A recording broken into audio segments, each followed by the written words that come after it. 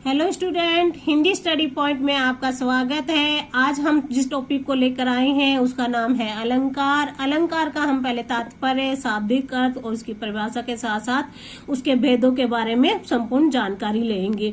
अलंकार ऐसा टॉपिक है जो हर 10th 12th और हर कंपटीशन क्लासों में पूछा जाता है।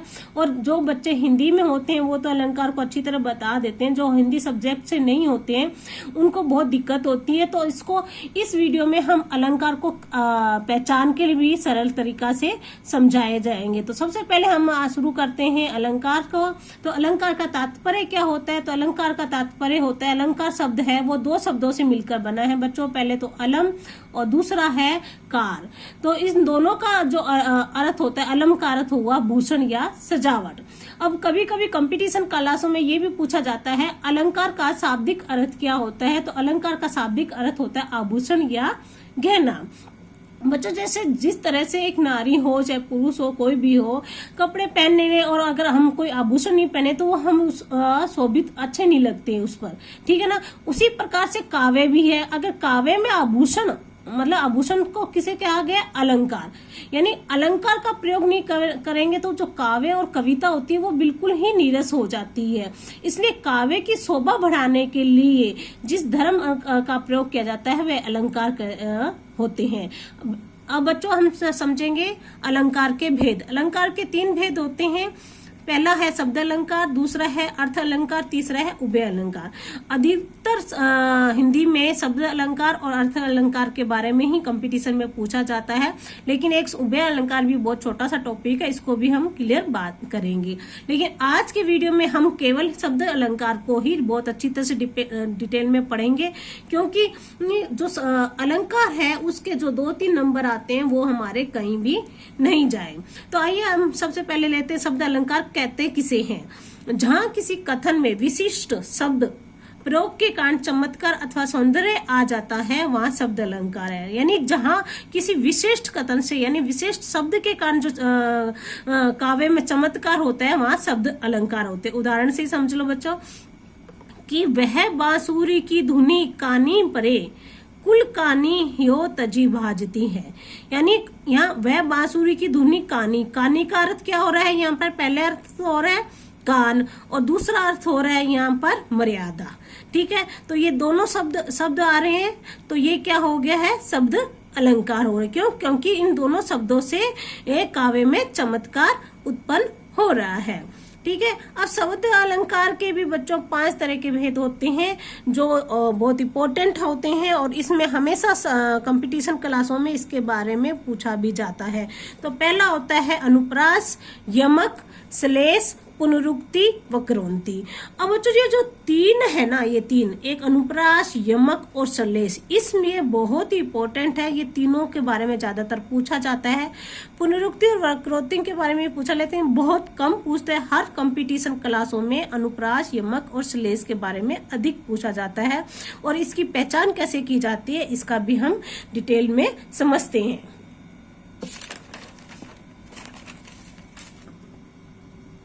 ठीक है। अब पहला है अनुप्रास अलंकार। अनुप्रास का हम इसको देखेंगे कि अनुप्रास भी 2 शब्दों से बना, एक अनु प्लस प्रास। अनुप्रास, अनु का मतलब हो गया नकल और प्रास मतलब वर्ण हो गया। यानी किसी शब्द की बार बार नकल की जाए या बार बार प्रयोग होता है ना, जो नकल करना, बार बार उसी को दोहराते हैं, तो ये सबसे बड़ी पहचान है कि शब्दों की बार बार प्रयोग होता है, वहां पर अनुप्रास अलंकार होते हैं। इसका शाब्दिक अर्थ देखो बच्चों कि जहां वर्णों की आवर्ती मतलब बार बार आवर्ती से चमत्कार उत्पन्न हो वहां अनुप्रास अलंकार होता है।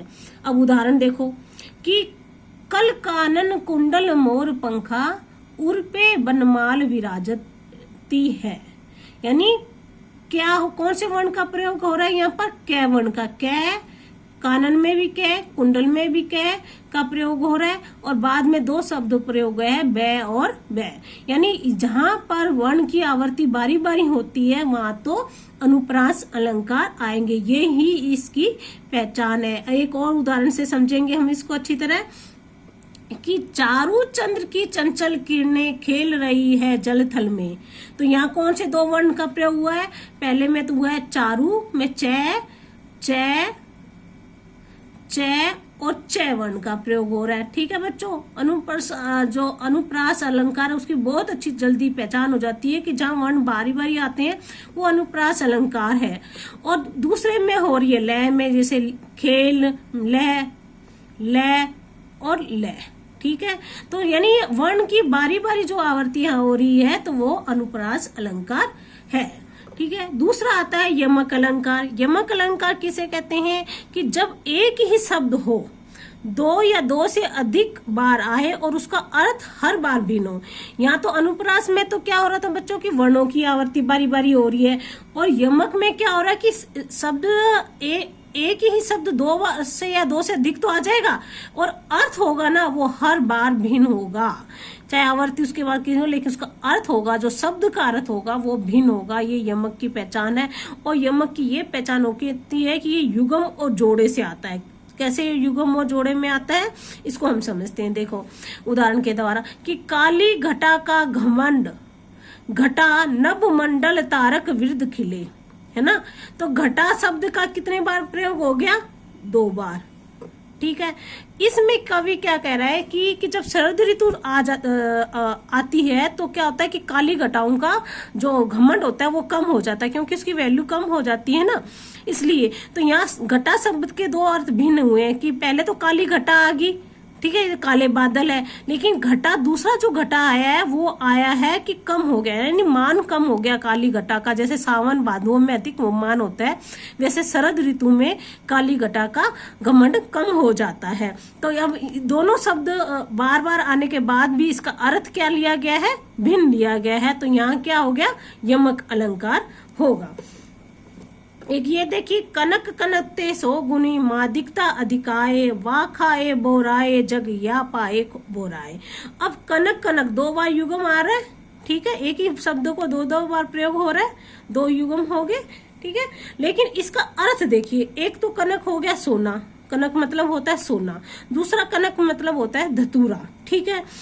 तो ये कह रहे कि कनक कनकते सो गुनी मादिकता अधिकाए, यानी वा खाए बोराए जग या पाए बोराए, यानी खाने का मतलब धतूरा जो खा लेता वो भी इंसान ज्यादा खा लेता तो पागल हो जाता है, और जिससे पाए मतलब जो सोना ज्यादा पा लेता है वो भी पागल हो जाता है, ठीक है। तो इसलिए इस दोनों 2 बार शब्दों का प्रयोग होने के बाद भी दोनों का अर्थ अलग है, तो यहाँ आ रहा है यमक अलंकार। अब तीसरे एक और से समझिए कि जे 3 बेर खाती थी ते 3 बेर खाती है, यानी 3 बेर तो हो गया 3 बार, ठीक है ना।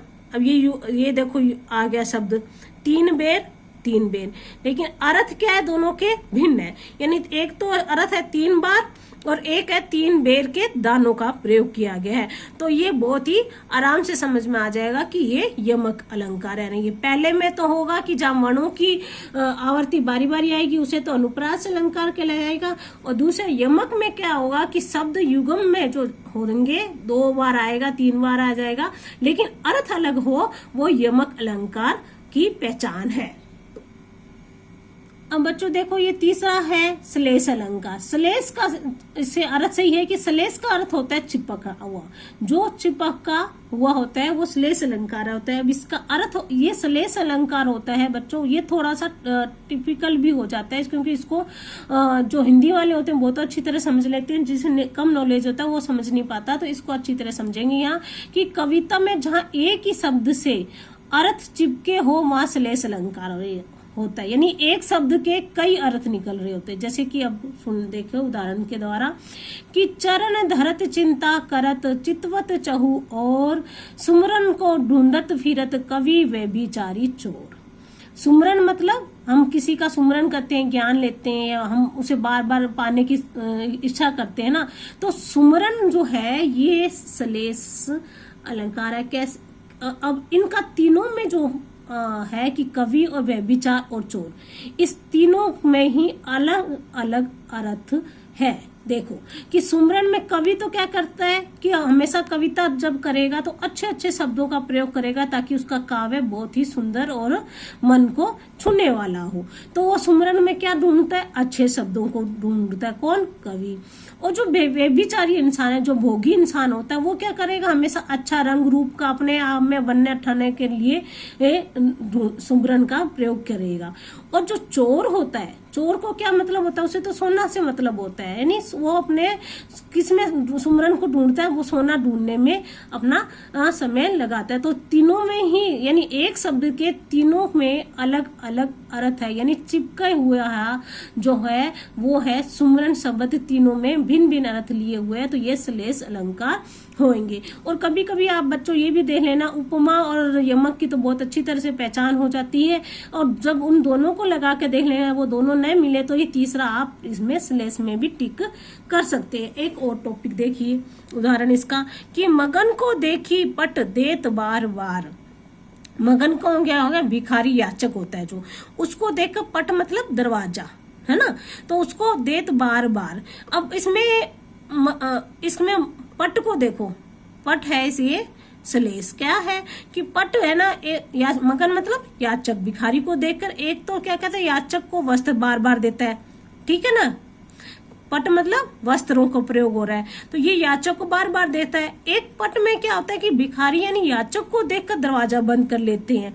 तो अर्थ क्या हो गया, दोनों ही पट में अर्थ अलग अलग आए हैं, लेकिन एक ही शब्द के दो दो अलग अर्थ लेकिन चिपका हुआ अर्थ है इसमें, ठीक है।